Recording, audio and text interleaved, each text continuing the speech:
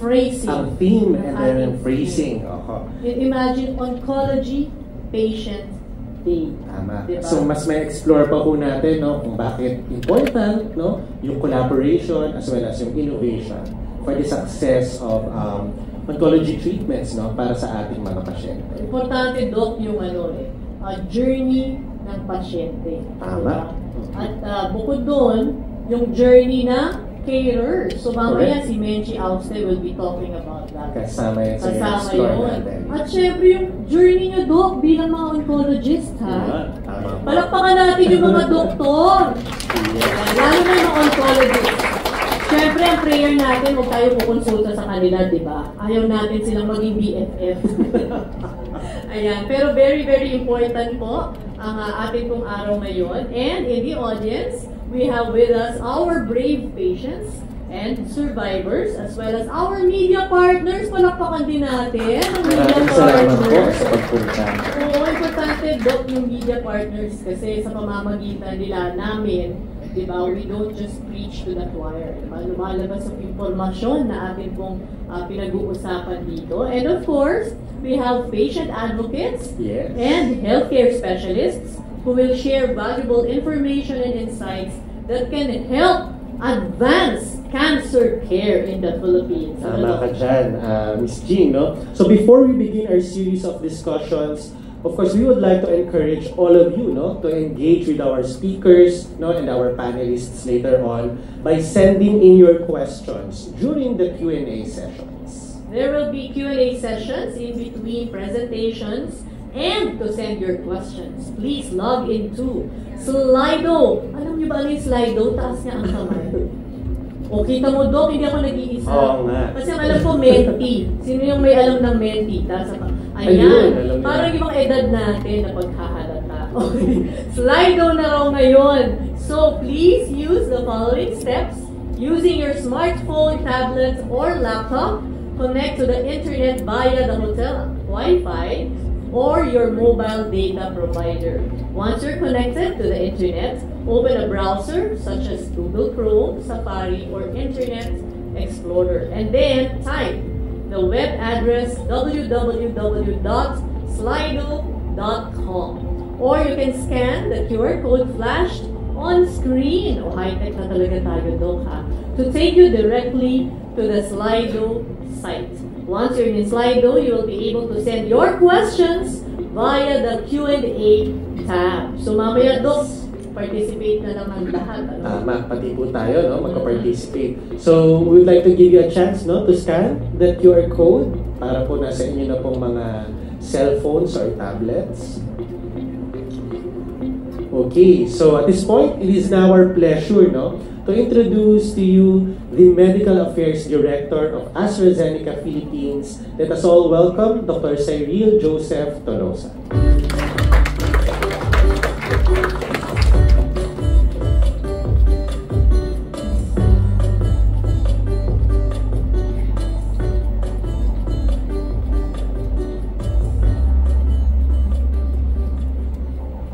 Good morning, everyone.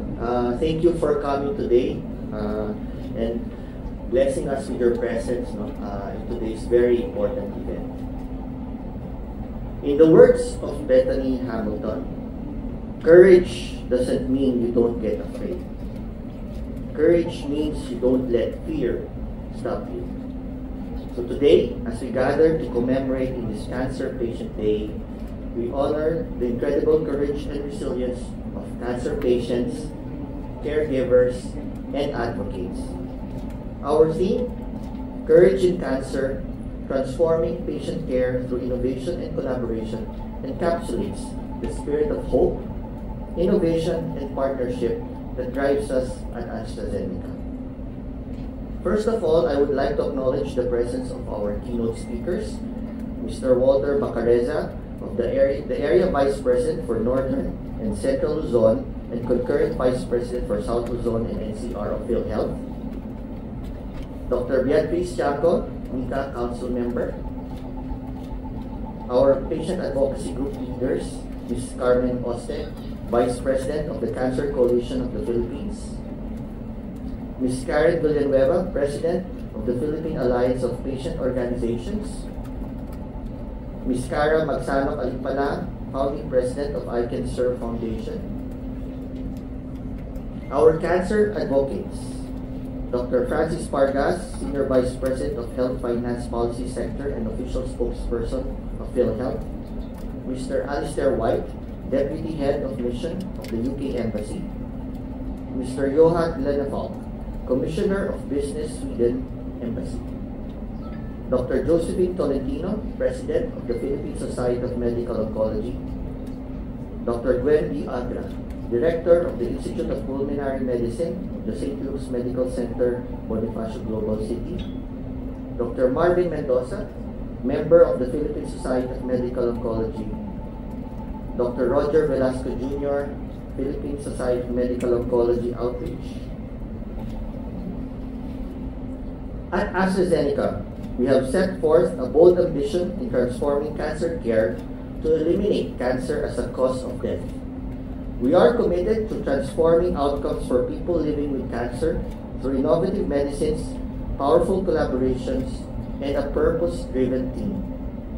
Our relentless pursuit of scientific breakthroughs and patient-centric approaches forms the cornerstone of commitment to making a meaningful difference in the lives of those affected by cancer. In lung, breast, gastrointestinal, gynecological, genitourinary, and hematology, we are developing a broad portfolio of new and personalized treatments that target different types and across all stages.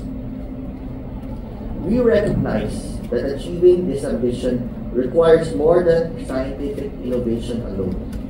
It demands partnerships and collaborations that extend beyond the boundaries of our organization and our life-saving science. We are willing and eager to partner with patient groups and policymakers in accelerating our vision to transform cancer care, especially as aligned with the 12 promises of the NICA law to expand access to benefits and be able to provide solutions across the cancer care continuum, working towards better access to screening, diagnosis, and innovative treatment for every patient. By collaborating hand in hand, we can improve healthcare delivery and build more resilient healthcare systems that can better support those affected by cancer. So today, as we come together in this Patient Day, let us reaffirm our collective commitment to courageously confront the challenges posed by cancer. Let us draw inspiration from the bravery of patients, survivors, and caregivers, and redouble our efforts to drive innovation, foster collaboration, and ultimately transform the landscape of cancer care. To all those who have been touched by cancer, you are not alone. We stand with you, and together we will continue to strive for a future where cancer no longer holds the power to devastate lives. We look forward to our insightful discussions and creating solutions with you today. Thank you and good morning.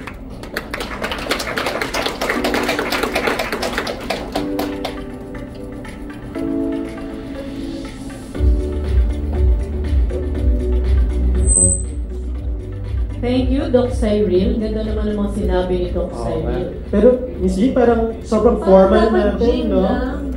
Napakahalata naman yung edad na.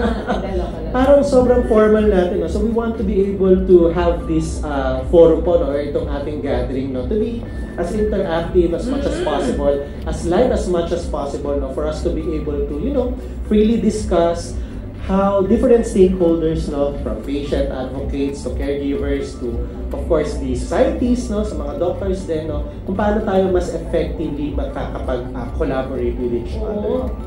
Yung sinabi ni Doc kanina, no, a future where cancer no longer holds the fear, no, or for no longer devastates lives. So parang ganun, no, sinabi ni Doc. Tama ka, Jean. So as cancer continues to be a profound threat, no, to so many lives, addressing its prevention and treatment necessitates a strong alliance as I mentioned earlier, no, between patients and healthcare practitioners, as well as different institutions, no, between public and private advocates. Importante, partner, yung partnership na yan. Tama. Kung kunyari nasa radyo TV ka, partnership na. Ayan, di ba? At alam mo, yun yung dream ko rin, no? Magkaroon ng ongoing conversation, multi-platform, di ba? Ilang radio, TV, even digitally. Kasi ang daming mga lost in translation, na information, pagdating sa cancer, and ang daming innovations, di ba? So yun yung pag-uusapan natin ngayon. Pero yun nga, sana, kung ang pangarap ni Doc Cyril ay yung isang future na wala nang takot nating haharapin yung cancer. Ako yung pangarap ko, maging mainstream discussion, yung ganitong klaseng sakit, no? O kondisyon, sana wag na siya maging sakit, kondisyon na lang siya. Diba? Ako, Jing, pangarap ko mag-radyo. Ay, talaga naman. O mag-kondisyon. Joke lang. Mamaya at the end, tatanong ko kayo ha, kung pasado ba si o doon ka na lang sa ano mo, clinic. Pwede rin, no? Pwede rin. Pero kanina, speaking of partnerships, partner, ayan. So in our country, PhilHealth is one advocate, no? Isa siya sa mga pangunahin nating partners pagdating sa public sector. Naalala ko nung huling SONA, BBM, no, ni Pangulong Marcos, binigyan niya ng additional benefits, I think breast cancer, no, breast cancer treatment dito sa PhilHealth. So mamaya, tanungin din natin ang ating panauhin tungkol dyan. So as a government corporation, PhilHealth seeks to provide Filipinos with better access to medical services, including cancer care. Tama ka dyan, partner. And today, we are very fortunate to have two distinguished keynote speakers, and one of them is Mr. Walter Bacareza. So our resource speaker, Waway, ganda naman ang pangalan, parang pang-eleksyon parang kakandidato ka sir. Waway. Waway, as he's usually called, is from Northern Mindanao. He rose through the ranks and has served in several capacities in operations in all island groups of the nation and in policies at the central office. Yes, I think marami tayong matututunan, no, from Mr. Bacareza, and according to him, no, the only way PhilHealth can effectively serve the public is of course through a strong partnership with service providers. So, let's give a warm welcome to the Area Vice President of PhilHealth for Northern and Central Luzon and concurrent Vice President for South Luzon and NCR, Mr. Waway Bacareza. Thank you very much po. I'm here to, well, my President, Emmanuel Ledesma Jr. wanted to come here, but he has an equally important event. Yesterday, I was supposed to be with him in the Senate. Buti nilang na-postpone. So, papatawag kami ulit sa Monday. But I'm here to read the message from my President and Chief Executive Officer, Mandy Ledesma.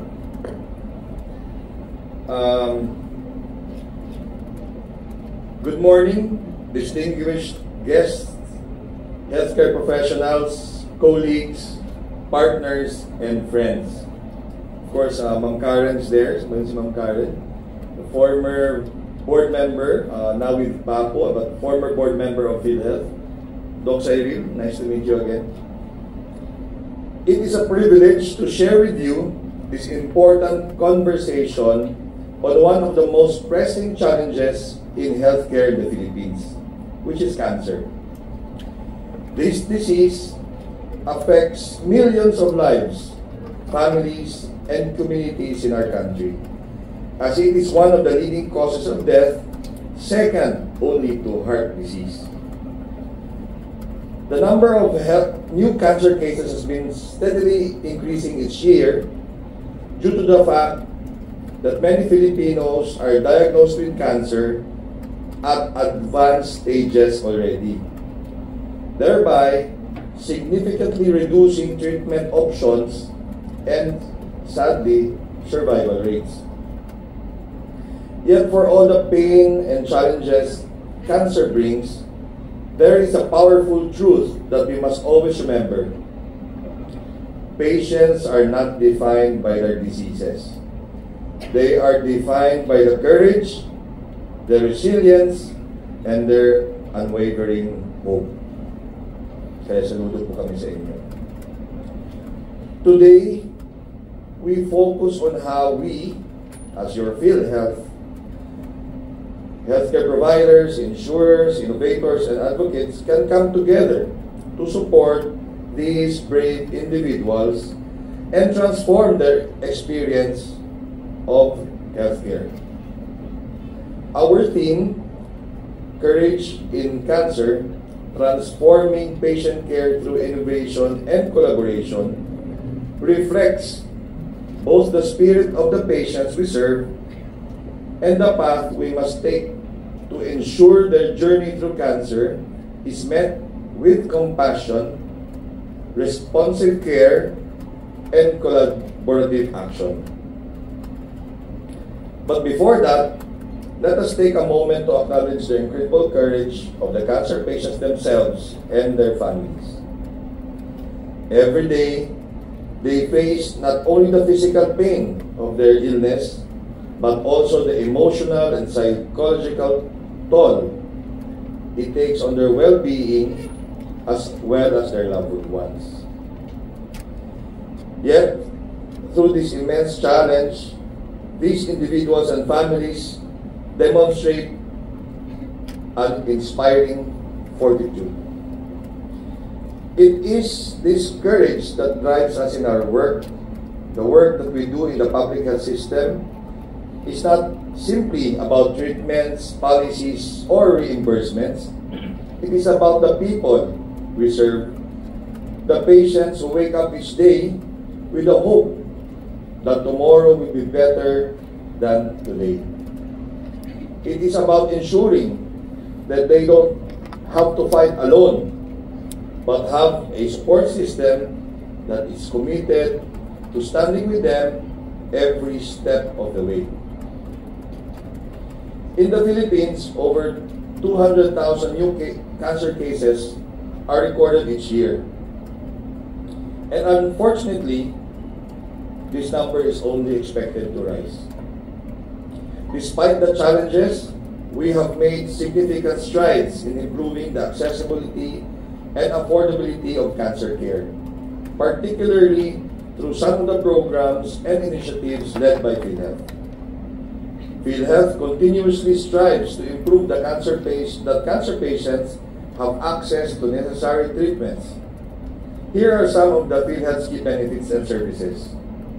In inpatient care, kasama na po ang room and board, professional fees, laboratory examinations, and medicines.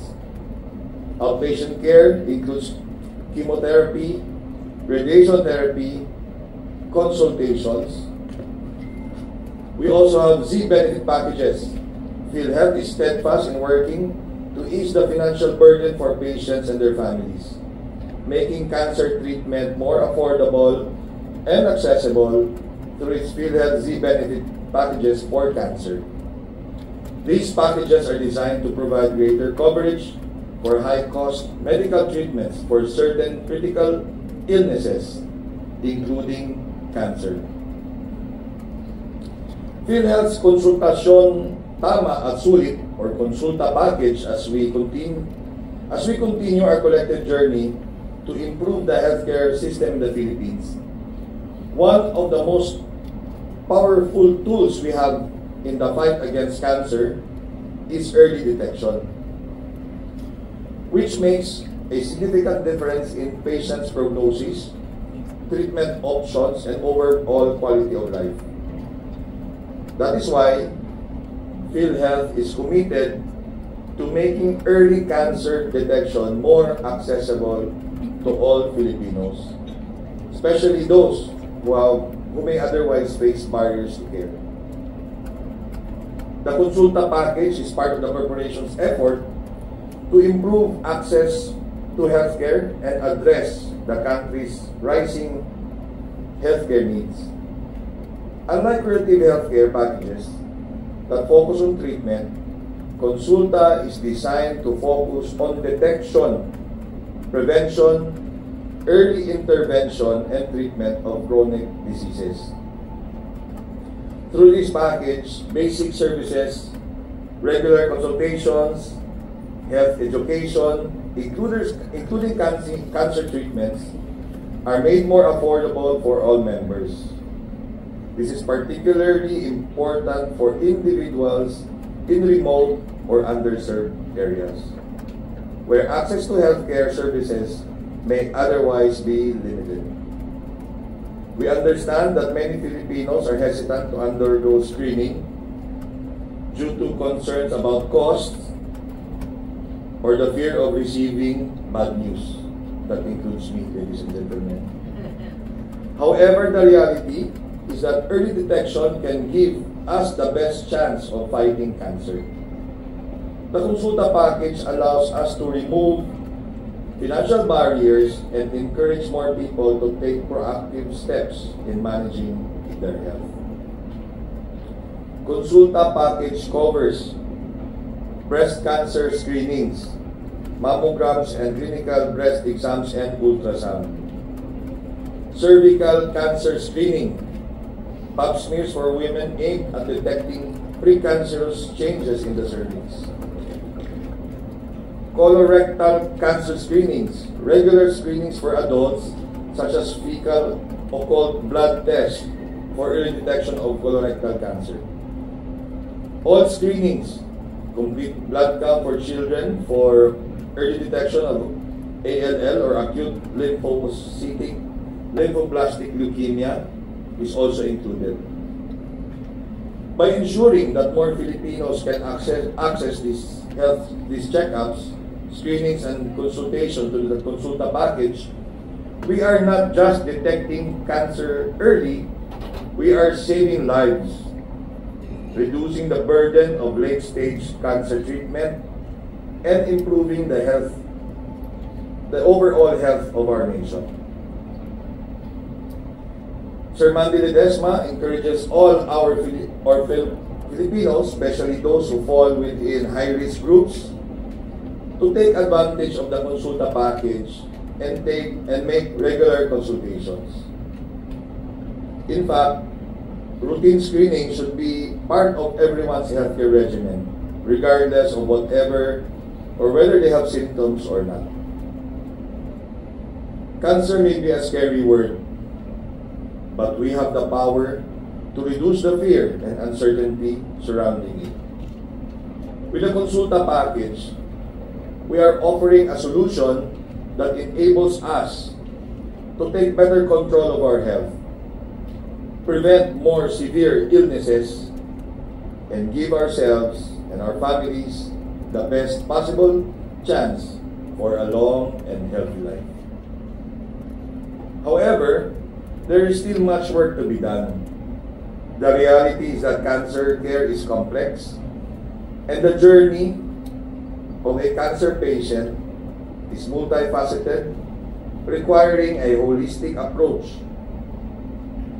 We cannot look at cancer care as a single event, but as an ongoing, integrated process that involves prevention, early detection, timely treatment, and long-term support. One of the most exciting areas of transformation in cancer care today is the role of innovation. From groundbreaking research in precision medicine to the advent of telemedicine, technology is playing an increasingly important role in improving outcomes for cancer patients. Innovation in cancer treatment is not only about the latest drugs or therapies, but also about how we deliver healthcare.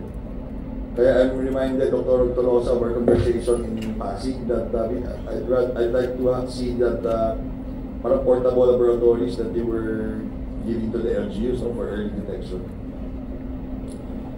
It's about creating systems that enable patients to access treatment quickly, reducing wait times, and leveraging digital technologies to offer virtual consultations and follow-up care. It's about using data to provide personal care that consider the specific needs of each patient. PhilHealth is committed to harnessing the power of innovation to improve the experience of cancer patients. We are exploring how we can integrate digital tools and big data analytics to enhance our healthcare delivery and make it more efficient.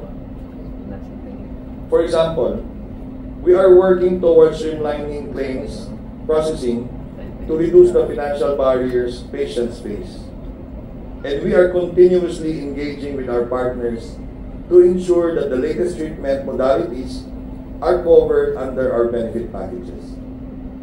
Just yesterday, we launched the Philippine Core Data for Interoperability and the National Health Data Repository website, which will transform how we collect, store, and analyze and share health data and information.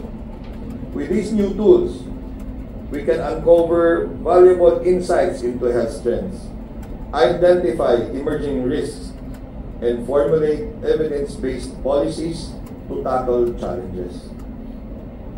This data-driven approach empowers us to inform decisions that prioritize the health and well-being of our citizens, ultimately leading to enhanced patient care and better health outcomes. However, no single entity can solve the complexity of cancer care alone. That's why collaboration is the key.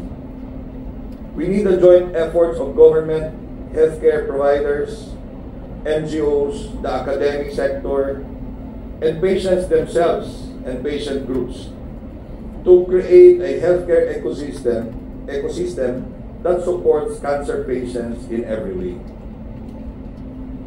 PhilHealth has long understood that collaboration is not just a strategic goal. It is a necessity.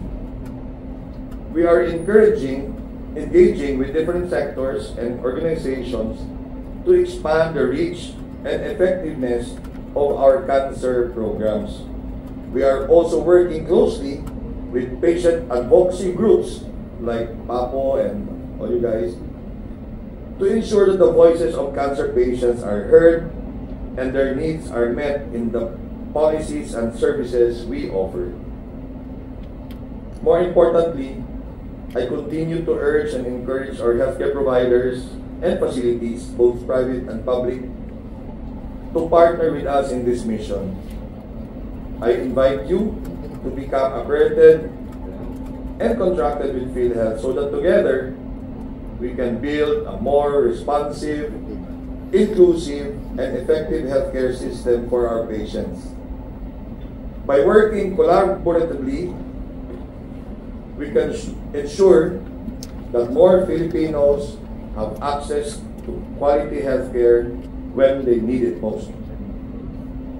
Advancing our shared goal of improving patient outcomes across the country, especially those in need of cancer treatment and prevention, through a partnership-based approach, we can create a holistic environment where cancer patients receive not only the best medical treatments, but also emotional support, financial assistance, and access to the latest health innovations they need. Together, we can ensure that every aspect of the cancer patient's journey, physical, emotional, and financial, is met with compassion, expertise, and the highest standard of care. We in PhilHealth are deeply committed to improving cancer care experience for every Filipino.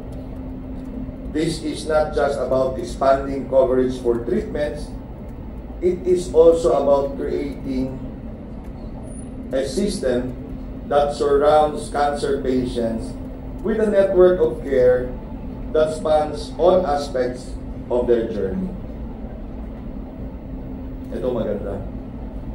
Before the year ends, hindi na po namin sinasabi before December, nilagyan namin this, before the year ends, December 2024, we will be launching additional initiatives aimed at strengthening our cancer coverage, expanding early detection programs, and improving access to quality and affordable healthcare within 2024.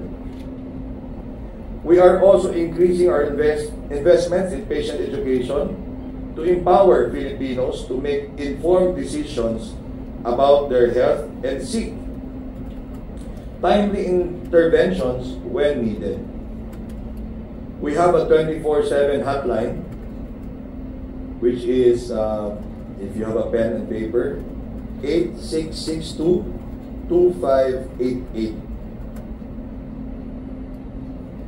Pag walang sumagot, I think you can text me and I'll make poke those people there.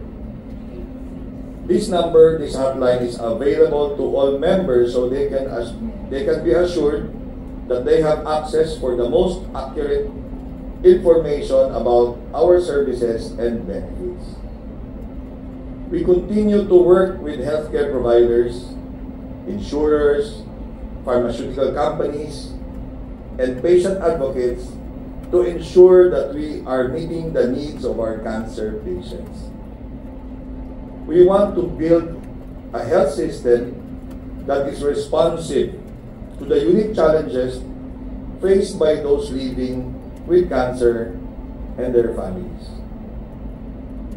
In closing, I want to emphasize that cancer care is not just about treatment.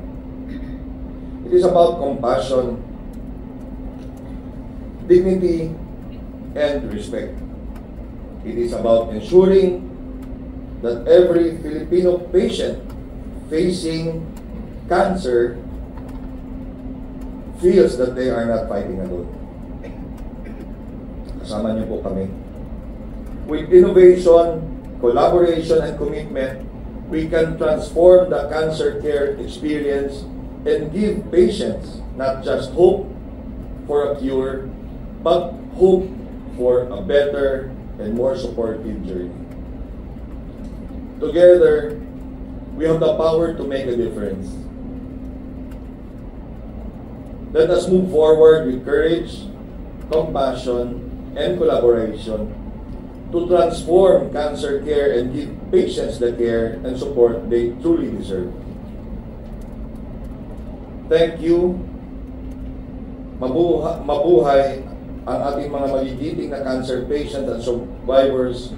Mabuhay tayong lahat at mabuhay ang bagong Pilipinas.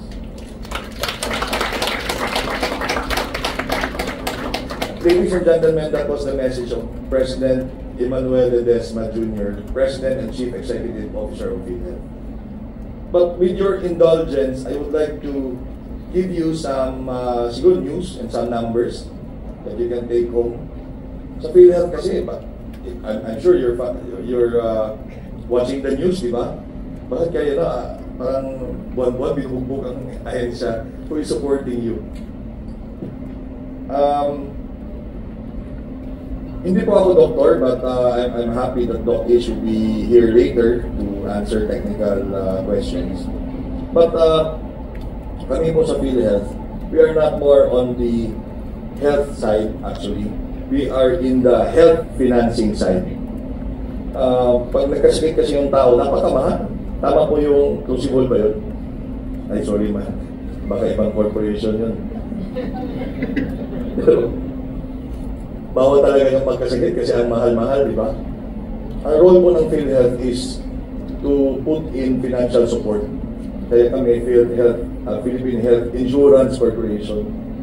Karamihan po sa amin are not doctors, karamihan sa amin are mostly lawyers, finance people, etc. etc.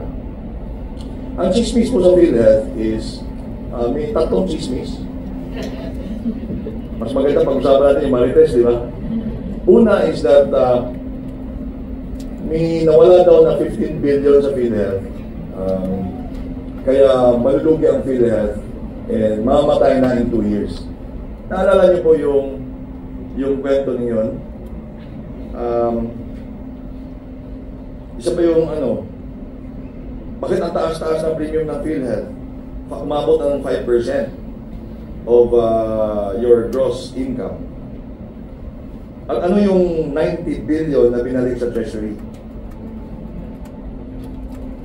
Pangalawang chismis is, hindi naman nababayad ang PhilHealth sa hospital, kaya nahihirapan tuloy gamutin yun yung mga may sakit. Naalala niyo po yung mga kwentong yan?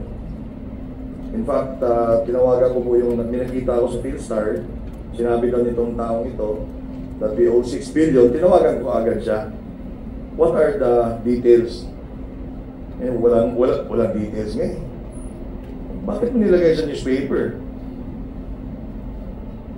Number 3 chismis, wala namang pagbabago sa PhilHealth. Yung packages namin, mga 12-15 years na yan. So tingnan natin.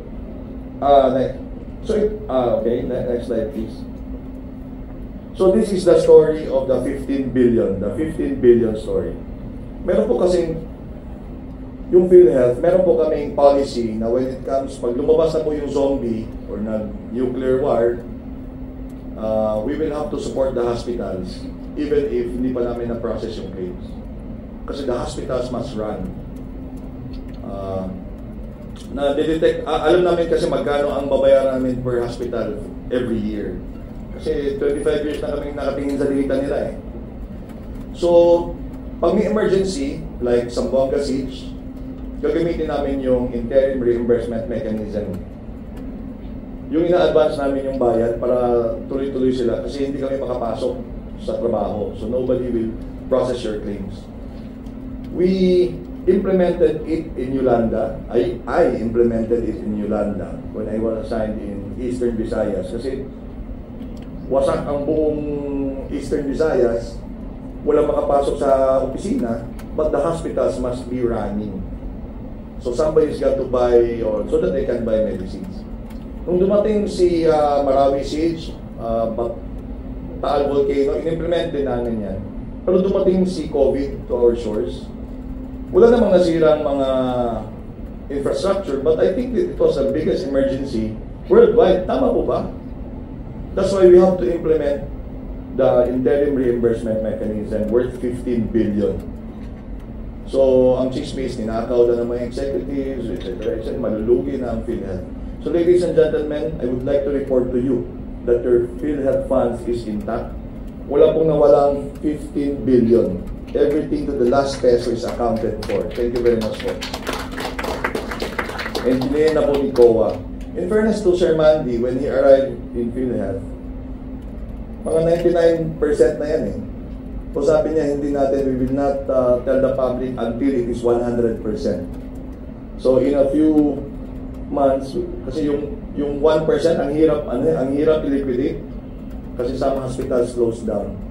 But we were able to liquidate everything.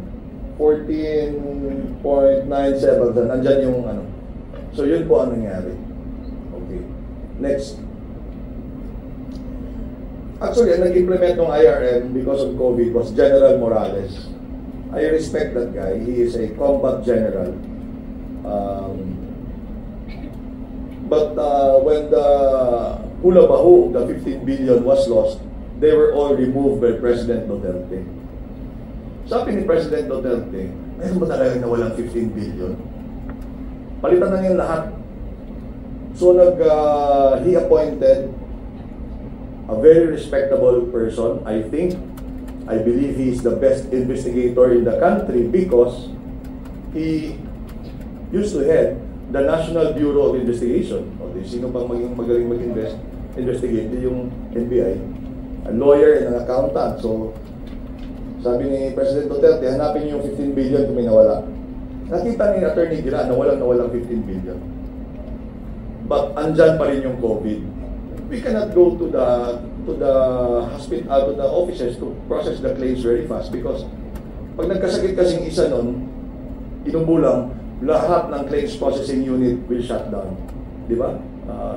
Isolation. So ang ginawa po ni President Giran's term, he released another 20 billion pesos to make sure that the hospitals are moving. Pero wala na yun sa media. And this one is also fully liquidated and authorized. Walang question sa Commission on Audit. So, next. Next. So ang PhilHealth, alam niyo po, I've been with PhilHealth for 25 years, since the start of PhilHealth. Although the law was in 1995, we are going to celebrate our 30th anniversary next year. But in actuality, operation started in 1999, 25 years. Okay naman ang nagpa-survey po kami, mga okay naman yung grade, 94.57 or 95% satisfaction survey naman. Sa totoo nga po, nung nasa school pa ako, 75 na po, okay na ako eh. Pero ito po ang score namin sa Novotrends or yung mga survey for customer satisfaction. Ang hindi ko po alam is bakit meron pa rin marami pa rin kwento sa PhilHealth.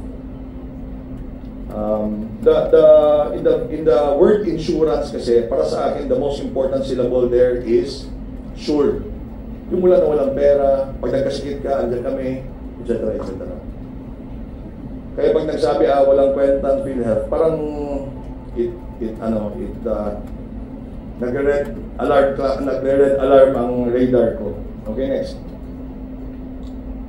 This slide says that all Filipinos are covered. So, ladies and gentlemen, huwag po kayong mag-alala kung may ID kayo, meron ba kayong birth certificate, marriage contract. Kasi noong unang panahon po, pag nagkasakit ang isang tao, hinihinga namin ang napakadaming papeles. May PhilHealth ID ka ba? Meron ka bang birth certificate? Kung dala mo yung asawa mo, meron ka bang marriage contract? Kung dala mo yung anak mo, meron ka bang birth certificate? Sa totoo lang, wala tayong dala niyan, lahat. Yung marriage contract ko na po, nasunog ko na po ata, pero huwag niyo lang sabihin sa asawa ko. So, I just want to make it clear that all Filipinos are covered. So, all of lahat po ng mga kapamilya ninyo covered. Whether they are in the database or not, whether they have premium payment or not. So, let's make that clear. Kasi sa Senate po, for Monday, may binigyan na kami ng advance copy. Nakalagay doon, how do Filipinos avail of the benefits? Pumunta na po kayo sa So, isa yan ha. So, dapat wala na tayong fear masyado. Pag nagkasakit, may PhilHealth ka. Huwag na yung, nakabayad, nakalimutan ko magbayad. Ganun po ang ating under the Universal Healthcare Law. I hope that's clear. Thank you very much. Palakpakan naman natin not only the PhilHealth, but the Universal Healthcare Law. Okay, next. Collection. Huwag na natin pag-usapan yung collection siguro. Kasi sumobra na ang pera eh. Pero, ladies and gentlemen, I was asked by a senator, kayo, PhilHealth, kurap kayo. Bakit na naman, Sen? You increase your premium to 5%. Sabi ko, we are just following the law. The law is the law. It's not us. PhilHealth kasi gobyerno po kami, sumusunod na kami sa batas. But the good news is, babaguhin natin yung batas o babaguhin nila ang batas and we will decrease the premium from 5% to 3.25. So that will be a savings of about magkano ba yan? Thank you very much, sir. Thank you very much. Well, I think next year. So nag-aantay lang din po kami and I just want to tell you that PhilHealth is fully supportive of the move to decrease premium rates. Okay, pero just make it clear, hindi po kami nagsabi 5% na yan, trip lang. Sumusunod na po kami sa batas. Actually, the increase was not 5%. The increase is 0.5%. Kasi from ano yun, 4.5 to 5. So, 0.5. Diba? Okay. So, before we, previous muna. Ikaw ba yung nag-control? Previous na muna, MJ. So, number 1, wala pong nawalang 15 billion. Ang inyong PhilHealth po, hindi po kurap. Wala pong ninakaw na 15 billion. At mabubuhay po hanggang matagal pa, forever, because syempre we are in control of everything. Magkano pumasok ng pera, magkano lalabas. And we will be supported by government. Government po kami. So, previous. So, number 1, chismis, hindi totoo, no? Your PhilHealth is one of the most liquid corporations in the country. Wala na walang 15 billion. Therefore, hindi malulugi, mamamatay in 2 years. Not even 20 years. Sige, forward daw, NJ. Ay, yung 90 billion naman na kwento. Yung 90 billion, syempre sumunod lang kami sa order, but before we... Nako, saan ka MJ? Previous.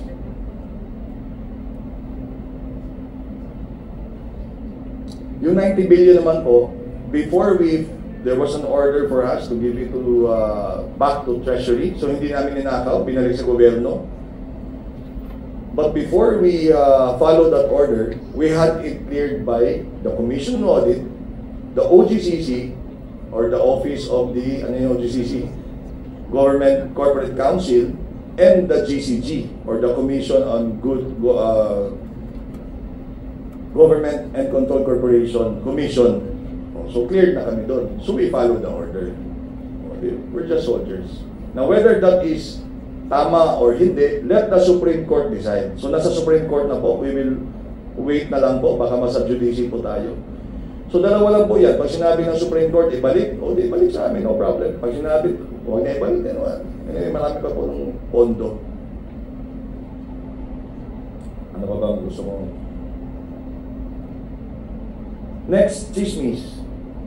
Hindi daw nagbabayad ang PhilHealth sa mga ospital, kaya nahihirapan tuloy pumunta ang mga pasyente at pag pumunta man lalo na sa gobyerno, walang medisina. Tama po ba yung chismis na yan, no? Okay na yun. Ops. Yung 20, yung benefit payment. The benefit payment. Ops, hold. This slide shows, tingnan niyo yung pinakailalim, that your PhilHealth is paying the hospitals in the country about 94%. Di ba, 94? Yung nasa last 2024 yan. So, as of November 1, 86% pa lang po ang nababayaran. But by December, I'm confident that 95% of claims will be paid because yan po ang nangyayari since 2019 and the rest of the previous years. Siguro ang tanong is, yan ang nangyayari dun sa 5%. Di ba, if 94% or 95% is paid, what happened to the 5%? But what is clear is, your PhilHealth is paying your hospitals 95% of their claims. Okay, next. Sana yung 5%, more or less, no? 5 to 6 to 7%. Yung 2% po, 3 to 2%, andyan naman po, binabalik namin sa hospital yan for compliance. So, merong pagkukulang sa claims nila, they have to comply. Halimbawa, kulang sa x-ray, kulang sa pirma ng doktor, etc. etc. Babalik nila sa amin yan para mabayaran. Next. Yung iba po, sadly, nadi-deny namin. Ito nga ang frustration namin eh. Ayaw namin mag-deny actually. Ayaw namin yung return to hospital. Kasi if we return to hospital, ibabalik nila sa amin, doble trabaho. Balik ulit kami sa kanila, triple na ang trabaho. Pag yung na-deny naman, ina-appeal nila to, pero ang grabe ang tedious process. Bakit kaya namin dinideny? Ito po. Number one reason for denial po is that late po nagsasubmit yung hospitals ng claim nila. Ibig sabihin yan, nasa batas kasi na hindi kami pwede magbayad basta yung hospital delayed yung pag-submit ng claim. 60 days po ang nakalagay sa batas. So number one reason for denial of claims is 60 days and 120 days. Pag emergency kasi, 120 days ni-increase namin yun. So, hindi siguro kasalanan ng PhilHealth ninyo yung mga claims na hindi nababayaran, no? Kasalanan siguro ng ospital yan kasi delayed sila nag-submit sa amin. Okay, next. Ito, sabi nila, mabagal na magbayad ng PhilHealth. Itong slide po, nakikita nyo that we actually pay an average of dati 62, lumampas kami. Sa batas po kasi, kailangan magbayad kami sa hospital in 60 days. Pero nakita nyo naman, in 2024, October, 24 days ang turnaround time natin. Last year, 34 days. So therefore, yung PhilHealth ninyo, nagbabayad on time. Tingnan nyo. Okay, next. Kaya gusto namin magkaroon ng joint accountability between DOH, LGUs, etc. etc. Ngayon po, nagsasama na po ang MANCOMs namin, management committees ng DOH and PhilHealth. Kasi pag nagkamali po yung hospital, halimbawa sinisingil yung pasyente, hindi namin kontrolado yung ospital, ang kontrol lang po namin yung pagbabayad. So, ano po next nito? Kami po sa PhilHealth, kasi maraming nagreklamo ng mga hospital, hindi kayo nagbabayad, etc. etc. So nag-hire po kami ng almost 200 people na hindi doktora. These are business graduates, accountants, management people, para magkaroon ng ER. Ma'am Karen, I actually named this for Secretary Ted. Kasi si Sec Ted, ano yan tambay sa trauma, sa emergency room. Trauma surgeon kasi yan. So ER, pag emergency na, mag-usap na tayo, engage and reconcile. O sige, next. Ayan na, next. So this is the information that we give to the hospitals. Next. So, previous. One. So what's the point? Please, pag meron po kayong mga hospitals, kayo sa Astra, please tell the hospitals, pag, halimbawa, naniningil na kayo, Dok, sasabihin ng hospital, di ako makabayad, PhilHealth kasi di nagbabayad. Tawagan nyo ako, I think you have my number, or text me, I will get our people to reconcile with them. We have hired 200 people already, all over the country, just to talk to them. Sadly, kalahati lang ng ospital, gusto makipag-usap sa amin. Reklamo sa media, ma'am. Pero pag when we sit down, 100% of the time, shake hands yan, tawanan yan, and everything settled. Katulad ng isang kaibigan ko who went to PhilStar and said, PhilHealth owns 6 billion. Sabi ko, Doc, di ba dati sabi mo 15 billion? Ngayon 6, pero what's the details? He could not give the details. Okay, next. So, ladies and gentlemen, this is what I'm telling in the speech of Sir Mandy. Ito po yung konsulta. Lahat po sana magpakonsulta. May symptoms man o wala. Kasi we want early detection. Nagbabayad na po kami ng konsulta. Masaya din po kami sa PhilHealth because the target for 2024 was 2.6 million Filipinos dapat ma-check up namin. O ma-check up ng mga clinics at bayaran namin. And we are happy to report na about 500% over target po tayo dyan. Next. Okay, so number 1, chismis. Walang 15 billion, hindi corrupt ang PhilHealth. Ginawa namin yun because there's policy. Number 2, nagbabayad ang PhilHealth ng tama, on time, at kung merong hindi nabayaran na about 5%, that's because of the hospitals, not us. Number 3, wala namang pagbabago sa PhilHealth. Yung packages nila Doc Ish, mamaya, gulpihin natin si Doc Ish. Kasi 15 years old na. Ito po, in fairness, no, and in fact, congratulations and thank you to President Bongbong Marcos and President and Chief Executive Officer Mandy Ledesma. Kasi in their 2-year term or 3-year, si Sir Mandy kasi 2 years pa sa amin, nagbago ang benefit packages ng PhilHealth. May pagbabago. Tingnan natin. Yung dialysis, 90 before, ginawang 144, ginawang 156. What does that mean? Therefore, yung sa dialysis, 3 times a week maximum yun, di ba? Every week, or 156,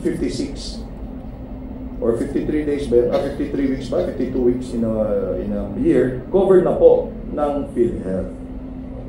Ang masakit nito, sabi ng mga dialysis patients, kulang ang benepisyo ng PhilHealth, nagko-copay pa rin kami. O, tingnan natin next. So, before, 2.6 yung coverage ng PhilHealth for every session. Ginawa na rin 4,000. So, sabi namin, huwag nang singilin yung pasyente.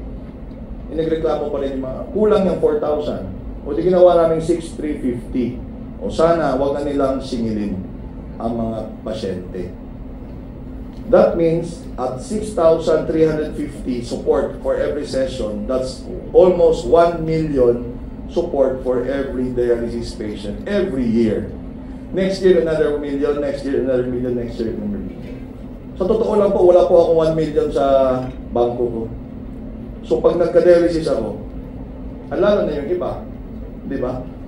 Pero mo, you have to raise 1 million. Pag may dialysis, may sakit po kayo na kailangan i-dialyze, you need 1 million pesos every year. But with PhilHealth, supportado na po yan. Palakpakan niya naman. Next, sa dami-dami po, there are 9,000 cases in the diseases. Sa hirap pag-aralan nila, Doc, is we decided na lang to increase everything by 30%. Palakpakan niyo naman yan. And as per the speech of President Manny Ledesma, we are going to have another round of increase within this year, December 2024 ang deadline, of minimum of 30% to 50% across the board. Palakpakan naman natin yan. Ang challenge namin po is every time we increase the benefit packages, some hospitals also increase their prices. So we're still thinking how to, control the prices. Ang pinupush ko po is i-increase namin ng 50% more basta libre sa pasyente. Para doon na sila mag-expand doon sa ward. Pero ewan ko. So these are the new benefits of PhilHealth, no? So may pagbabago sa PhilHealth. Ang increases is so large, minimum of 30%. And the others are not 30%. It's 182, 170, 400%. Meron na rin po tayong mental health package. Next. Ito po, sa breast cancer, ito ang pinakamalaking increase. From 100,000 po to 1.4 million pesos per patient. I think that deserves a round of applause. So, yung hemo mo, di pa na-change. Next. So, malnutrition, hemo, pala, nandyan na. Dengue, ano pa ba? Sige na, ano? Ma'am Karen, you will be happy. Finally, we have removed the single period of confinement policy. So, after 25 years. So, palakpakan naman yan. October, lumabas na ang ibig sabihin yan, noong unang panahon po, pumunta po kayo sa Makati Med, tapos lumabas kayo, tapos nagkasikip ulit kayo, same illness, pumunta kayo sa St. Luke's, hindi namin babayaran. Kasi sabi namin, galing ka na sa Makati Med, ba't lumipat ka pa? Pero ngayon, babayaran na po namin. Kasi number one, hindi naman kasalanan ni St. Luke's na galing ka na pala sa Makati Med. Hindi naman kasalanan sa patient na nagkasakit ka ulit. Tama po ba? So, ito po yung sinabi ni Senator Bongo. So, we acted right away. Next. Ito po, konsulta. Di ba sabi natin, the key for cancer treatment is cancer prevention. And cancer prevention, ang susi niyan is early detection. Dapat konti pala ma-detect na natin. So, we are happy to report that our konsulta, ina-increase na po namin. Actually, ang history po nito, noong unang panahon, 50 pesos lang po binibigay namin for every patient. Tinaas po namin ng 500, nagreklamo si doktor. O tinaasan namin ng 1.7, including mammogram and breast ultrasound because number 1 killer in the Philippines for Filipino women is breast cancer. So 1.7 na po yan. So how much is that? That's the population times 1.7. So you can just imagine that. So these are the things in the pipeline for your PhilHealth. We are going to increase all case rate adjustment within the year of another 30 to 50% increase for all diseases. Andyan naman na po lahat, no? We are also going to increase chemo treatment for cancers of the lung, liver, and ovary. Ayan na, December 2024. Itaga na yan sa bato. Cataract extraction will be also be increased in COVID-19. Pero wala nang COVID-19, no? We will also increase benefits for post-kidney transplant. Prostate cancer, cervical cancer, etc., etc. And then we will also come up with emergency care package. Because dati, yung panahon nyo, Ma'am Karen, we don't pay, di ba? Dapat you have to be confined for 24 hours. So ngayon, basta emergency. We are also fighting for yung transfers, ambulance. Babayaran sana namin. So, pero wala pa yun sa mapa. I think, ano next? That's it. These are the new benefit packages of PhilHealth for Z benefits. Ibig sabihin, Z means if you get sick for these diseases, talagang mahumulubi tayo, buti na lang may PhilHealth na kaaga na kasama natin. At tinaas na po namin ang benepisyo. For ALL, 500,000 na po. For breast cancer, as I have said kanina, 1.4 million na, etc. etc. Andyan na po lahat. So, therefore, may pagbabago sa benepisyo ng PhilHealth. Tama po ba? So, palakpakan naman. So, number 1, hindi ko na pang yung PhilHealth, walang 15 billion, nagbabayad na tama, at on time. Number 3, may pagbabago. Ito po ang challenge natin. Ito po ang problema natin because yung accreditation, ito yung sinasabi ko, pag hindi accredited ang hospital, kami may kasalanan, pwede ba yun? Taga-ano lang naman kami, taga-tanggap ng application. So, in NCR, buti na lang nag-improve na itong numbers na to. I'm sure almost all of the people here are from NCR, so nasa left side. Meron po akong kaibigan, tumawag sa akin, sabi niya, Pre, Brad, ang asawa ko may cervical cancer, where can I bring my wife? So when I check it, 3 lang pala sa NCR. Meron din ako isang kaibigan, pare, meron ng asawa ko may breast cancer, saan ko dalhin? So pag chinek ko sa database, 3 lang, sa dami-daming hospital. So ito po, tulungan po tayo. May packages na po kami, tayo sa PhilHealth. Malaki na po ang ibabayad namin. Kailangan na po ng mga hospitals to be accredited with us. So kayo po, ang pamilya niyo may cancer, gusto po natin marami pong access to healthcare. So nananawagan po ako sa mga hospitals. Please, engage with us. We want to partner with you. We have better benefits today so that we can serve the Filipino people. That's it. So anong gagawin? Kami po sa PhilHealth, we will continuously increase your benefit packages. Number 2, tulungan niyo naman po kami magpa-accredit yung mga kasama natin. St. Luke's nga, hindi pa accredited for breast cancer. Tinawagan na ako, Ma'am Karen, na pa-accredit daw sila. And sana ma-promote po yung mga servisyo ng mga hospital. Like, we do breast cancer here. 1.4 million will be shouldered by PhilHealth. Mga ganun. And mag-Oplan ER po sana, lahat ng mga kakilala niyong hospital, we are ready to engage and reconcile with them. We can show them ano ang dahilan bakit hindi nababayaran yung 5% nila. Next. So, ang kwento po ng PhilHealth is that parang ang pangit ng image ng PhilHealth, no? Yung nawalang pera, walang ginagawa, hindi nagbabayad. So, alam niyo po, pag sumasama po kami with the First Lady in her project called Love for All, tayo doon, Doc, di ba, sa Pasig. And it hits us, parang it touches my heart. Kasi napaluhod kami nung yung previous administration, and now we are now beginning to rise up from, well, pag sinasabi po ni First Lady, sama-sama tayo, babangon muli para sa bagong Pilipinas, totoo po yun. Maraming salamat.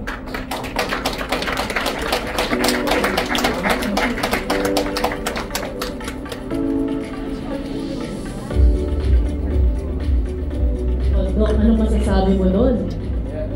Maraming salamat po, no, kay Mr. Waway for that very enlightening, no, messages, no, also coming from our president of the PhilHealth. Saka marami palang fake news na umiikot. So tayo, marami tayong, at least yung mga kasamahan natin sa media, no, maraming dapat itama.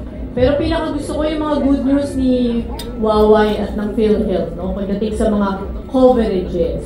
Agree, Jing, no, of course, these policies, no, itong ating mga nakita, no, kanina ko, would not be very beneficial to our patients kung hindi natin ma-implement din po ng maayos. So it's really very good, no, na nadi-disseminate po natin yung information sa public. Ayan, so tulong tayo doon, ha, tulong-tulong sa pagbigay ng tamang impormasyon at good news pagdating sa ating mga PhilHealth benefits. Yes. So now, allow me to introduce to you our second keynote speaker, Dr. Beatrice Yambo. So Dr. Tiaco is a member of the National Integrated Cancer Control Council and a member of the Medical Advisory Committee of the Medical City Network of Hospitals. She is a consultant director at the Augusto P. Sarmiento Cancer Institute of the Medical City, as well as co-founder and CEO of the Cancer Care Registry and Research Philippines. Please help me welcome Dr. Beatriz Tiaco.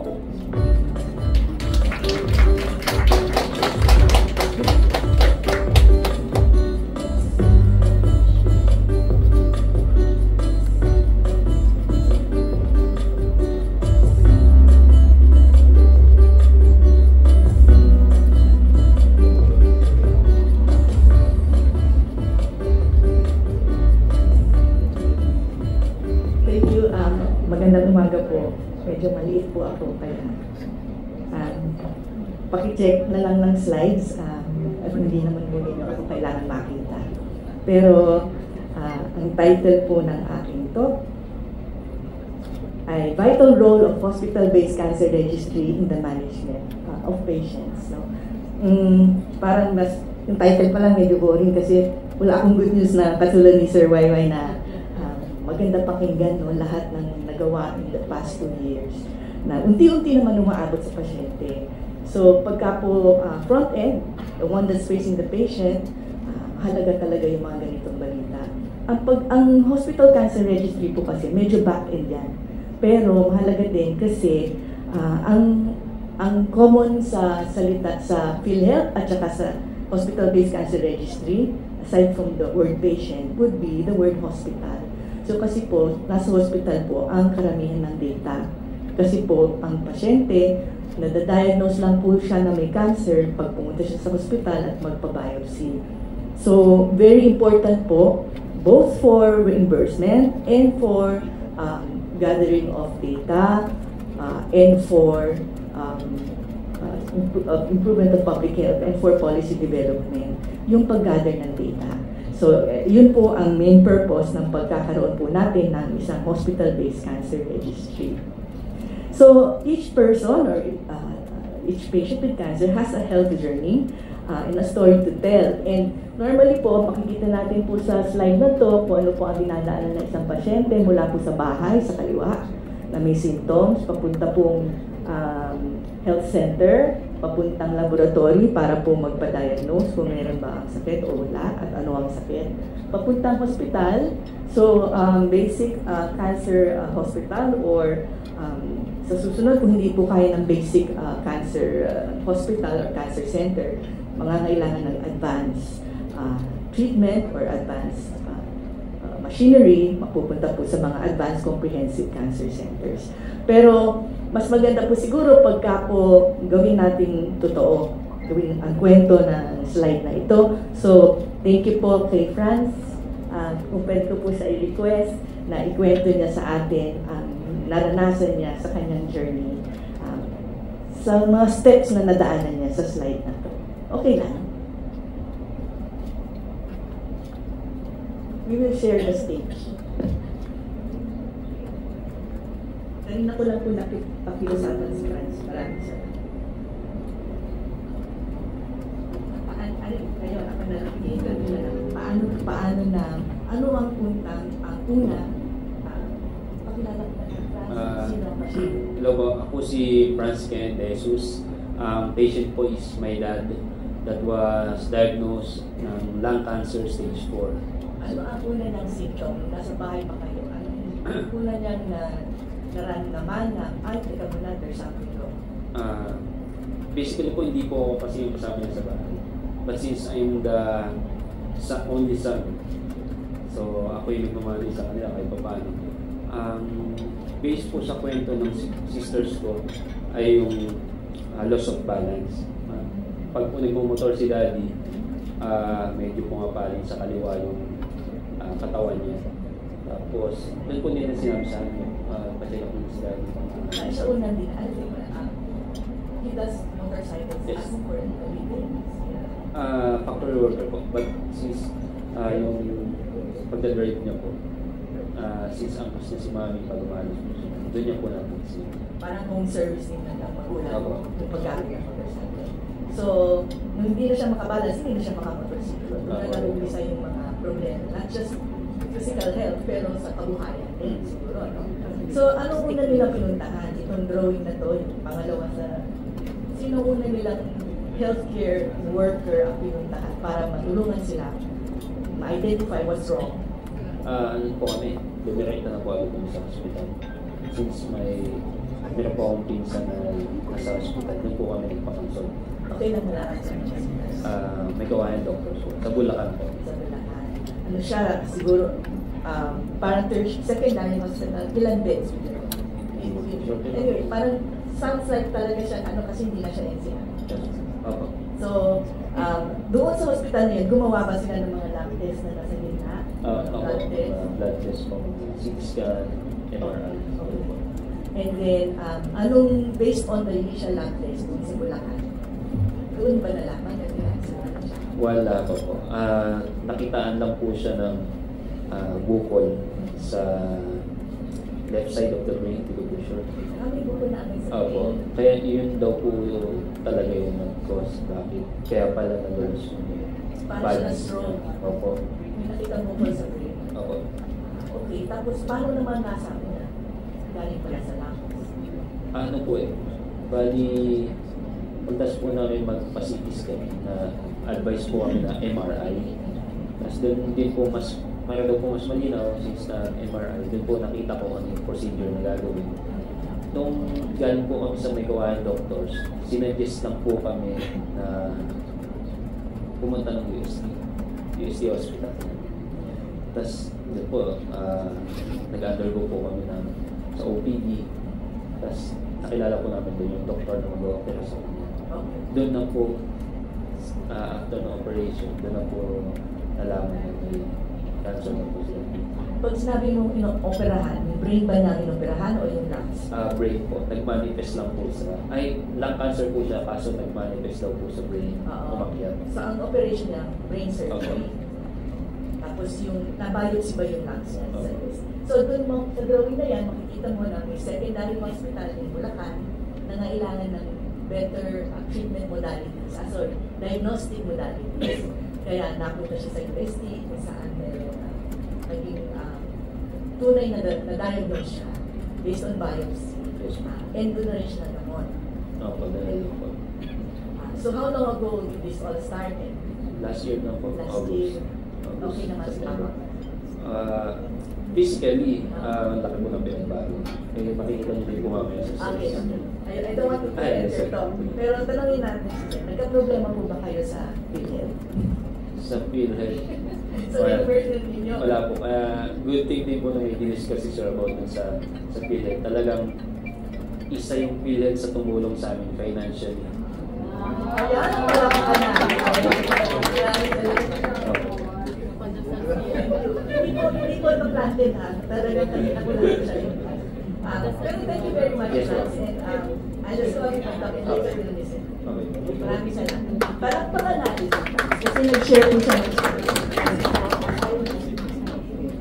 As I was saying earlier, each patient has a health journey story to tell, and when he or she gets sick, for example, with cancer, kailangan po natin ng tinatawag na electronic health record. Kasi po ang unang tanong sa frequently asked questions na nakikita niyo sa slide, what is an EHR or an electronic health record, an EMR or an electronic medical record, and a disease registry. So, kasama na po sa ating continuous education ang pag-iintindi ng mga terms na ito. So, ang electronic health record, siya po yung record or data ng isang patient as the patient goes from hospital to hospital. From pre-diagnosis to diagnosis, to staging, to treatment, to palliative or hospice care. Nandoon na po nakikita sa electronic health record ng isang pasyente every step of the journey, regardless of what hospital the patient goes through. Ang data po na nagagather yung blood test, yung MRI, yung biopsy, this data is stored in a longitudinal over many years data in a health data repository like the PhilHealth's National Health Data Repository. Each patient in the National Health Data Repository is identified through her national ID number or PhilHealth ID number. So kasama po ang ito sa Universal Healthcare Act. Ano naman po ang electronic medical record? Ang EMR po documents a patient's journey within a hospital. So it is the medical record of that patient. For example, in the case of the father of Franz, within the Bulacan Hospital, meron siyang records doon sa records center, sa records section nila. Meron naman siyang iba at ibang set of records. For now, maybe paper records. No, eventually po, electronic na po lahat yan. Sa UST, meron din siyang sarili niyang electronic medical record. So, yun po ang difference ng EHR at ang EMR. So, the patient is identified through a hospital or patient ID number. And a hospital-based cancer registry or HBCR is a database that contains the journey of the cancer patient within the hospital or a hospital network. So, kasi po, ang ating patients, cancer patients go to many hospitals, hindi po ba? Yung iba, as case in point, kay father ni Franz, nagpunta po siya sa 2 hospital. But that's already typical, no? From Bulacan na secondary hospital to a tertiary hospital na UST. Kailangan po talaga ma-record po lahat yan. Mag-gather natin lahat ng data ng ating mga pasyente. Okay, hold on. Yeah.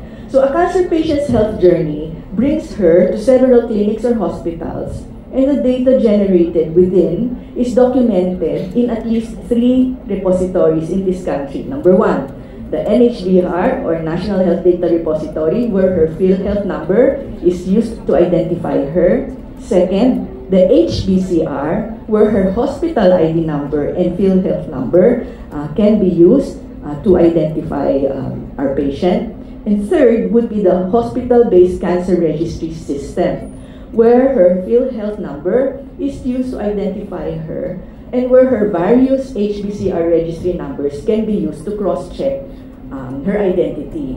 So both data repositories follow the patient's journey longitudinally until she dies or goes back to the community, gets well.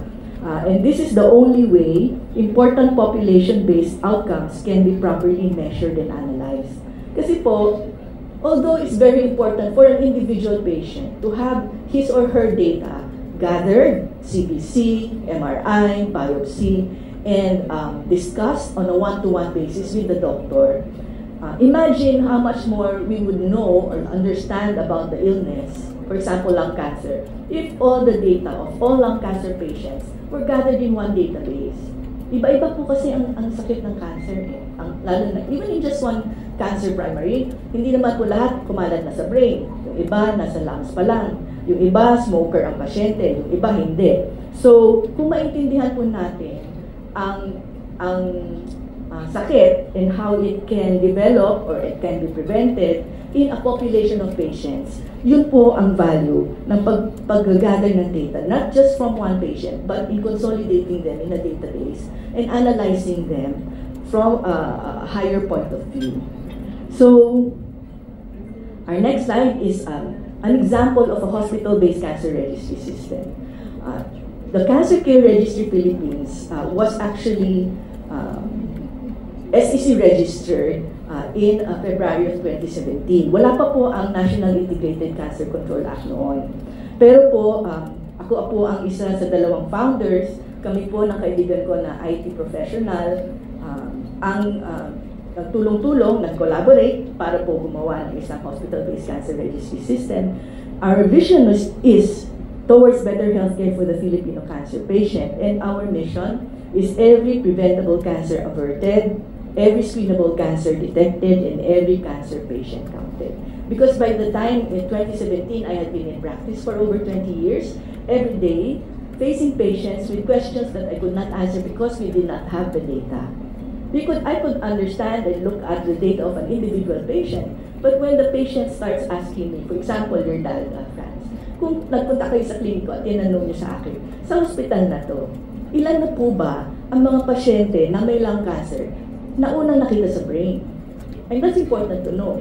Or saan ako pwedeng pumunta na pinaka-best neurosurgeon para yung cancer sa utak ng tatay ko, sigurado akong the best doctor ang mag-handle sa kanya. You want to go to the center that handles the greatest number of lung cancer patients, for example, or the hospital with that specialist. So these are things that, questions that my patient would ask me that I could not answer because wala pa at the time hospital-based cancer registries.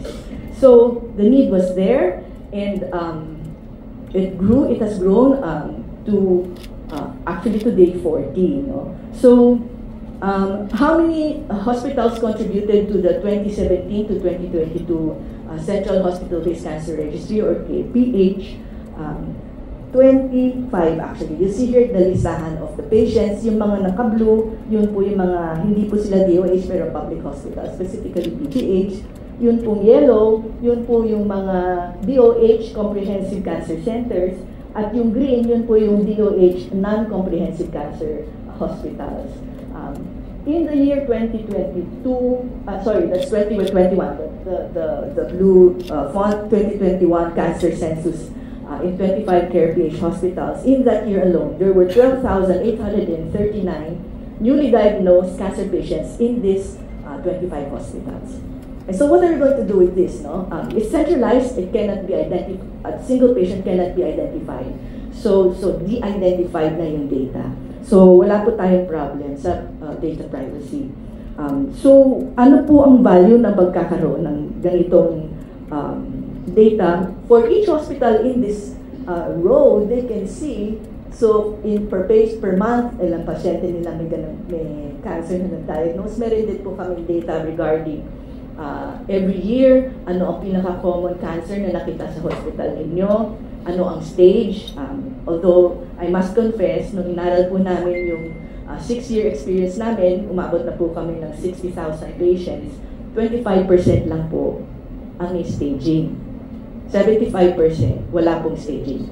It's either because hindi po na-train ang encoder on how to stage, kasi wala naman po yung sa pathology report, or hindi nasi-stage properly, or wala po tayong data from CT scan, so hindi natin alam kung kumalat na ba o hindi ang mga cancer.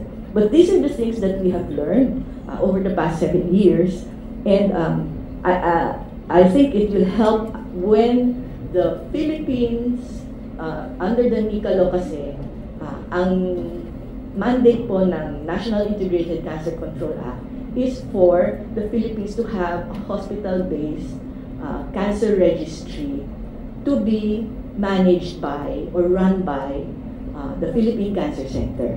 So, pwede na po maging obsolete ang CarePH, or pwede na rin pong tumulong ang CarePH sa PCC, which is actually what we are doing. But the point is, yung hospital-based cancer registry system, magkakaroon na po ang ating gobyerno sa PCC po, or Philippine Cancer Center, ilulugar yung server. So how many hospitals contributed to the 6-year central HDCR of CarePH?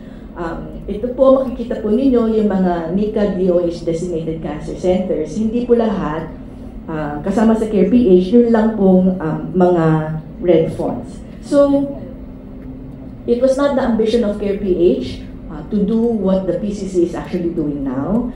Perhaps the best thing that CarePH can do is just serve as a proof of concept, or maybe the government can learn from our shortcomings or our mistakes. And the biggest limitation or gap is a realization na hindi po integrated ang mga systems natin, ang systems ng hospital. So we are working with CarePH and Philippine Cancer Society, the Philippine Cancer Center, and PhilHealth have met in order for us to come up with a harmonized cancer registry database that we are going to use, each hospital is going to need to have. What is the mandate of the NICA regarding the Philippine Cancer Center? Right, Section 10 of the NICA has to do with the Philippine Cancer Center. And if you can look, I'll just bring you to the right side of the slide, the number 1 bullet.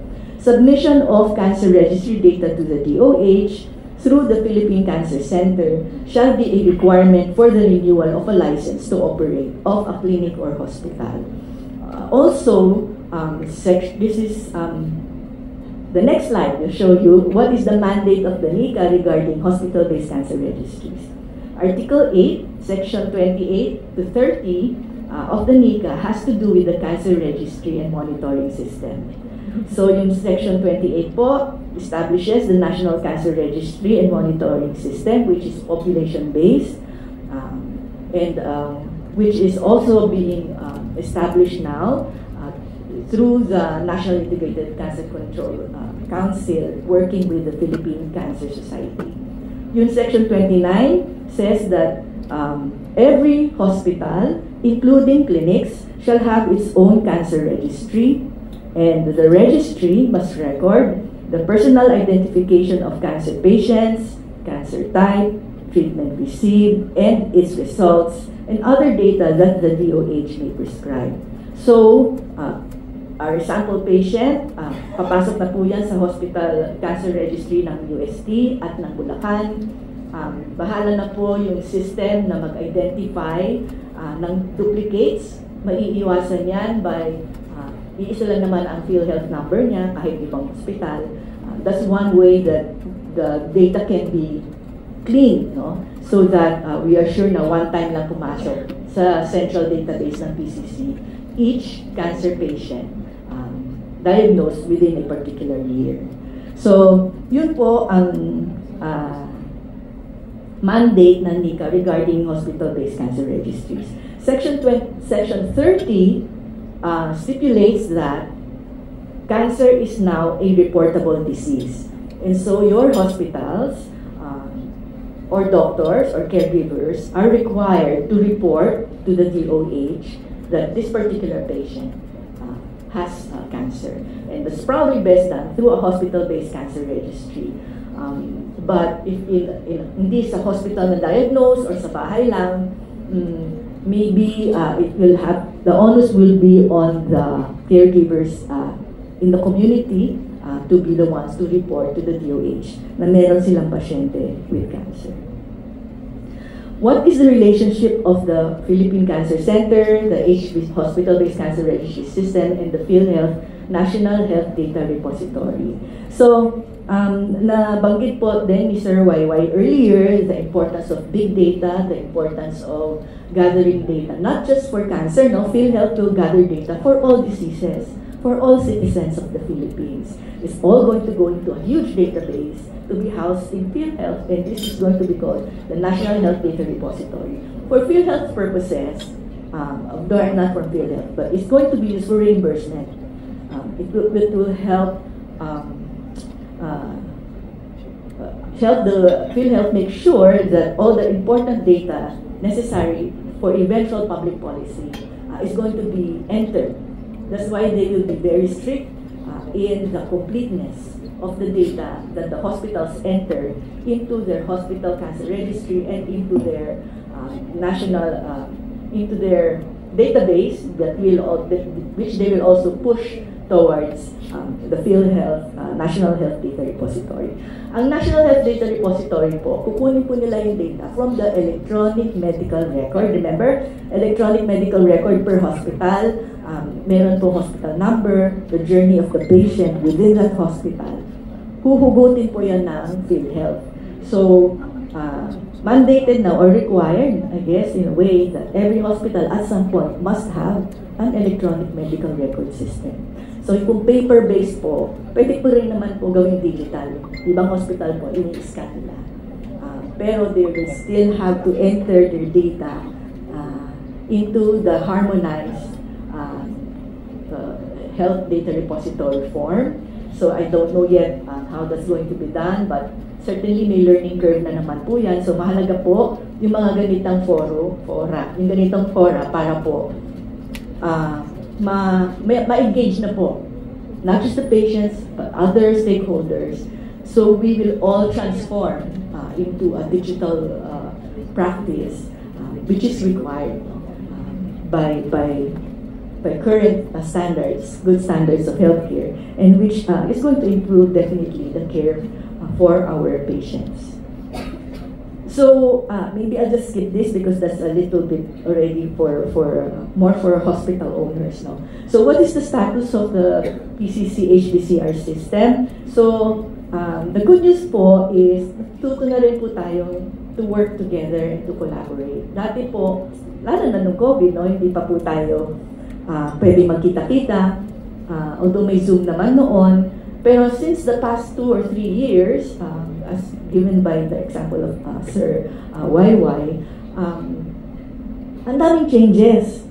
Lalo na po sa digital world, not just locally, but globally, nandiyan na po ang artificial intelligence, nandiyan na po ang precision medicine, nandiyan na po yung personalized medicine. In order for us to be able to provide the kind of medical care that everyone else in the world is getting, we have to be able to access and learn to use data, artificial intelligence, and all the other tools para naman po malocalize natin yung benefits na naibibigay sa patients that perhaps are more advanced than us digitally. For example, if you make medicines and you need for example, EGFR, Astra is here, so they have a medicine. Epidermal growth factor receptor for mutation. I don't know if your dad had, all lung cancer patients are tested for epidermal growth factor receptors. Kung positive ka, pwede sa'yo yung gamot na anti-EGFR. Ngayon, tablet lang yon. Ang ganda ng, nung pumasok yung mga ganitong tablets, yung dating 6 to 12 months na lang kahit metastatic, may mga tumatagal ng 3-5 years, no? Yung iba nga, for some reason, natagal-tagal na nila. So that was really like a very good gift of science to patients with lung cancer. And that is true for many cancers, wherein new medicine is discovered based on data coming from the patients who suffer from these diseases. But if the patient's data hindi po Asian o hindi Filipino, baka po hindi pareho yung mga mutation na mas common sa Filipino or Asians compared to Caucasians. Case in point, yung EGFR nga po mas common sa Philippines and Asians, 40% of Filipinos, lung cancer, adenocarcinomas, EGFR mutation positive. Sa ibang bansa po, mga 10 to 15% lang. So, my point is, kailangan po tayo mag-gather ng sarili nating data para magamot po natin ang sarili nating pasyente. So, hindi lang automatically na applicable po yung gamot sa ibang bansa sa gamot natin dito. That's why it's called precision medicine, because you need precise biomarkers, and that's why it's called personalized medicine, because we want to give treatment that is truly personal to each individual patient. And you cannot do that if you do not have data.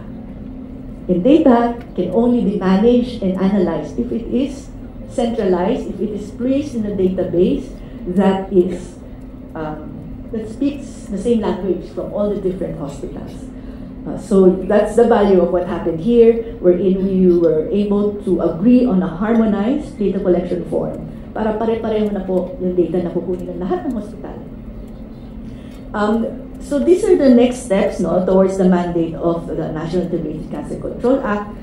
Medyo malabo lang po, but it just says here, strategic health research, and for the, what about the next steps towards the implementation of the mandate of the NICA? Sorry, yan, National Cancer Research Facility and Philippine Cancer Care Network. National Cancer Research Facility, dito po nagkagather ng data. Philippine Cancer Care Network, ito po yung paggamit ng natututunan sa research for innovation, usually technical or ito na po pumapasok yung mga AI, dito na rin pumapasok yung improvements in communication using digital technology. But of course, very, very important din, hindi lang digital, yung people on the ground.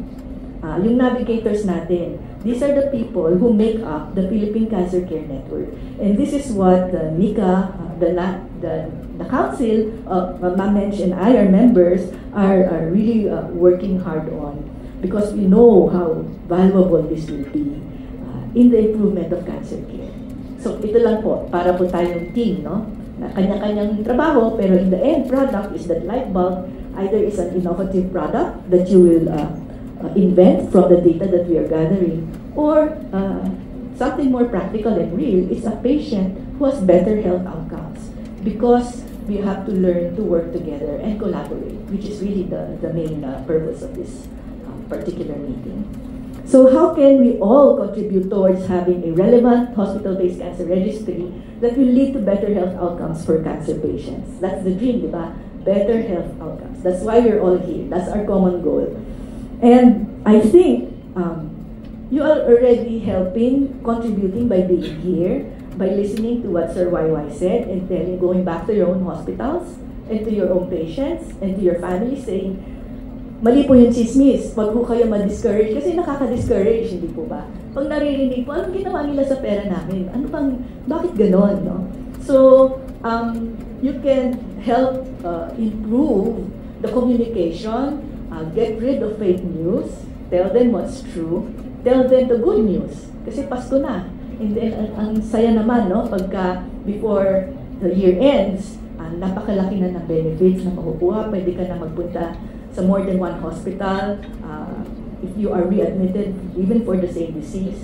So this is definitely po good news. Thank you ulit sa PhilHealth. And what we can do is be the voice, be the ripple that spreads the good news. Also, for people like Franz who sharing their story, you know, you didn't have to, but you did, and you're now helpful to me because you helped me give the talk in a more realistic way. But also, we need to speak up. That is how you will help. You need to give feedback. You need to complain, because the PhilHealth listens to your complaints, and this is how the people in the government realize what are the pain points down in the ground. So join support groups and make your voice louder, and know the right people whom to talk to, and encourage all your leaders. Demand more from your leaders. To me, that's important. Expect more, demand what you deserve. And that is one way na talaga hindi kami pwede magpahinga. Kasi, you know yung saying, the squeaky wheel gets the oil. Yun pong maingay na gulong, siya yung lalagyan mo ng oil. Kung tahimik ka lang, hindi ka mapapansin. So, it's okay to complain. Sanay naman po kami dyan. And you can, provided may basis, may evidence, ika nga ni Sir, wag naman yung salita lang ng salita, tapos wala naman kayo. Gusto nyo lang manira or whatever. So, it's really helpful if you share your own data and communicate that to everyone else in the multidisciplinary team and in the stakeholder team. So, that's the end of my talk. Maraming salamat po.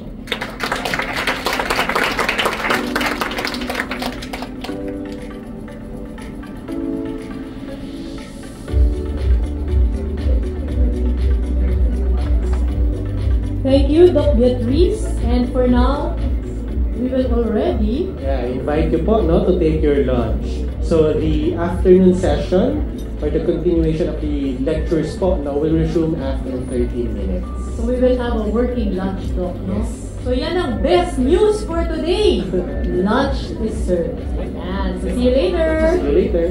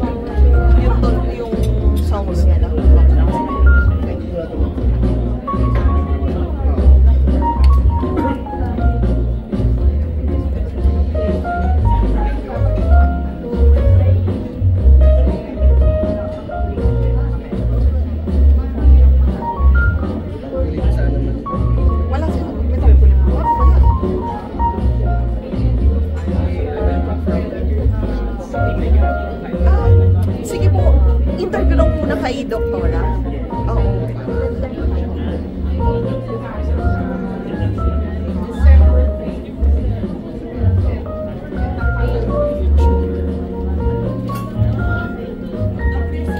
Ikaw, tingnan mo din yung kung saan yung tingin mo. Nag-show na lang kaya yung kanina kayo nilagay